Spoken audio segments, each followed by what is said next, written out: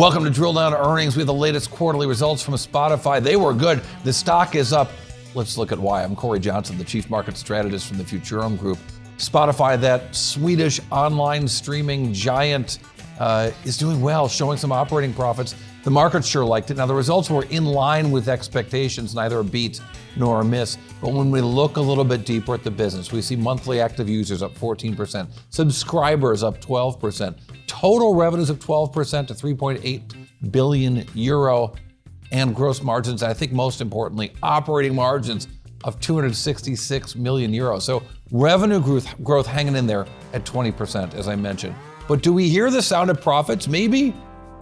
I don't know, consistent profits? 3 out of 4 quarters are profitable for this business and going in the right direction, and that sure looked good. Now, let's look beyond those headline numbers and think about how this business works. So Spotify has their ad-supported platform and the premium platform, knuckleheads like me that pay money in monthly subscriptions. Most users don't pay. 60% of the users in this quarter were ad-supported, not paying for the service. 38%, that's the rest of us, paying the premium use, but the premium users are what drives the business. Almost all of the revenues for this business come from those premium users, not from the advertising. So what do? They try to get the ad supporting the users with throw them some ads, annoy them just enough so they want to start paying, but suck them in with things like music and yes, podcasts and even webcasts, and it's working. They've cut costs. They had some big layoffs not too long ago. And the result is now they've cut costs so that they can show some profits as revenues continue to grow. And so does the stock price, up 12% after they reported these results. And that really means for the year, the stock's up 93%, a fantastic year for Spotify that really was facing some hard times when the losses were mounting and they took some aggressive cost cuts here. But one of the things that's been really interesting and a driver for them is something we've experienced with the drill down, which is when we add video, we get more viewers and more listeners, and the customers seem to like it. They did not talk about YouTube per se on the conference call, but the implication was there that YouTube has had success when it went after podcasters. So Spotify said, hey, we're gonna have to go after video creators, and that's been good for us because our users seem to like the experience of going from audio to video and back and forth. Here's Daniel Ek, the CEO of Spotify. I think that the way we sort of attract more creators is kind of a bucket of 3 things. So I think that the first bucket is things that are native to the Spotify platform. So things like podcasters already, like musicians, those are sort of a prime bucket to convert and add more things because they'll see higher engagement and thereby higher monetization. Then I think there's a second bucket, which is if you're already uploading video to other platforms today, you've taken most of your cost already. So it makes a lot of sense for you to try to amortize that cost against as many platforms as possible. And you see this already where a lot of people on the short side are uploading not just to one platform, but are uploading to many platforms. And we're starting to see some of that behavior happening on Spotify too.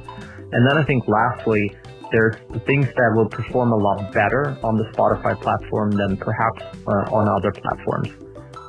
For instance, what we do see is longer form content tends to do really well on Spotify on the video side because people go back and forth between backgrounding and foregrounding. And that is something that works really well on Spotify because of course, our sort of lean back history as the platform goes. So overall, it's looking very nicely and with lots of improvement, of course, and more creators are coming to the platform for each and every day. So yeah, I mean, we're living proof, right? We've got our listeners and viewers on Spotify, we have people on TikTok, we've got people on Instagram, we've got people on YouTube, but Spotify's got people who are paying and that's working for this business. I've got one number that proves that, the Drill Down Earnings Bite, a summary of the earnings, all that right after this. The Drill Down is brought to you by Futurum Group, where analysts, researchers, advisors, content creators, and marketing experts help business leaders anticipate and understand shifts in their industries and build strategies to leverage disruptive innovation. With deep analysis, Futurum Group's extensive industry experience delivers reliable research and data, thought leadership, and actionable advice to help you with your strategy and go-to-market efforts. Futurum Group. So Spotify's second quarter earnings are out. The stock is going straight up. Why? Let's look at the essential numbers. The most important numbers, of course, revenue up 20%, $3.8 billion, and consistent revenue growth for this company. And yes, our drill down earnings bite is going to show you one number that tells you a whole lot about this quarter. 7% operating profits. It's not huge, but 3 out of 4 quarters of operating profits and going in the right direction. That's going to make Spotify and its shareholders very happy.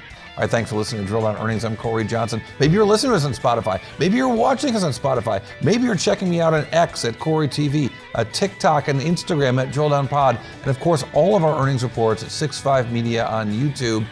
Check all that out. Leave us some comments. Let us know what you think. Drill Down Earnings, part of 6.5 Media.